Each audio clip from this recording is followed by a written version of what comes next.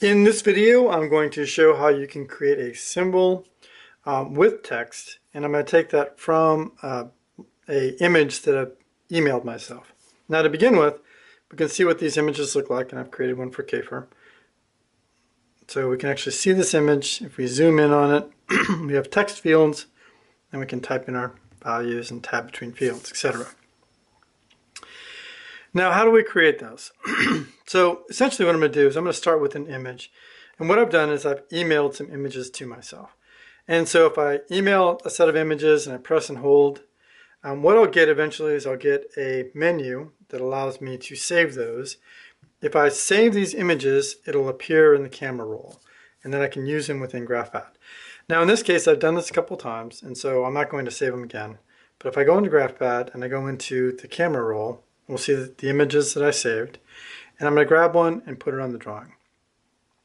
So what I can do is I can first of all resize it to how big I want it to be for the user, and then I'm going to create some text fields. Now I'm going to change this to 15 as a font size, and then I'm going to create a field and type in some representative text. So say for example 2300 millimeters is about what size we're expecting that radius to be. We can see that this text looks good, so we can resize our image or text field accordingly. And now in this case, I'm going to end up with a few of these. And so I'm going to go ahead and grab this guy. And the first thing I'm going to do is I'm going to change the properties. I'm going to get rid of this value, return. And I'm going to change this to a type 4, which is going to bring up the numeric keypad. Now, I'm going to use this a couple times, and so what I'm going to do is go to points mode, and I'm going to select that, and then copy and paste. For some reason it grabbed the image as well, which it shouldn't have. So let's try this again. We'll do copy, paste, and I'm going to end up doing this a couple of times. So now I can move these into position. So this will be the end radius, the start radius, and the text. And now what I would do is I would just change the names for these fields. And I'm not going to go through all of them, I'll just take the first one. But for example, if I grab the properties and I select this first field, I'm going to change that to, if I can hit inside the field there, just call this bend 1. And this would be the name that I would be using in terms of any sort of data integration that I would do.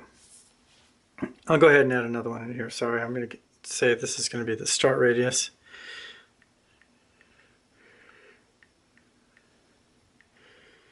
And we'll give that a 1 as well.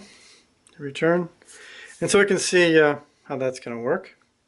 And next what I'm going to do is I'm going to add some lines just so I can see where these fields are going to be if I don't have any text in them. And I'll just underline each one of these fields, move these into position, put this a little bit higher up. How's that?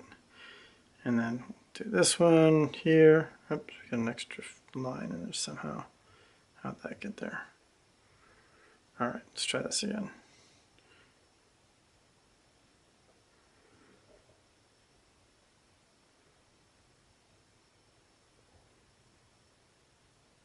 Okay, so now we have our images, okay, our icon, and to create that inside our library, we just select the area and go to copy group and hit create image, and now we've got this image in there. So if we zoom out, you can see that's going to work within the drawing. We just drop that in. Aha, need to fix that bug. Let's try this again. My images, and I drop that into the drawing, and now you can see I can actually type in my text fields and it'll tab between the fields. Now I need to correct the tab order on this, as you can see, but generally speaking that's pretty much how it's going to work, and the tab order is pretty easy to fix. So that shows how to create one of these icons. Now how do we distribute those?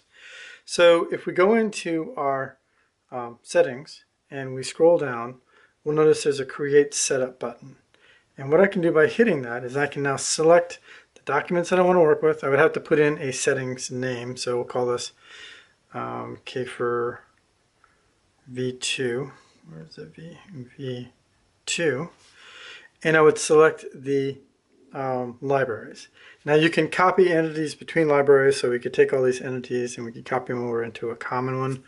But then I would just select it and hit email setup.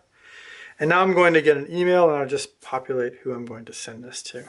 And so just populate in a name. And now I can, if this will show up like one of the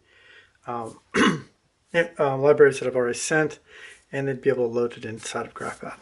Now all of this is available in the version which you can download from the App Store right now. You do need an account, but if we went over to the App Store, it's simply this version 2, GraphPad R7 configurable version 2.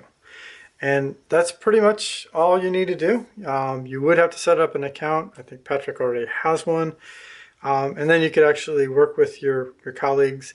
So not only do you have what I would provide you with, but individual users could create symbols that they like to work with and email amongst themselves or send them over to IT and then incorporate them into a larger library. And that's my presentation. Hopefully this will be of interest to KaeferV, and thank you very much.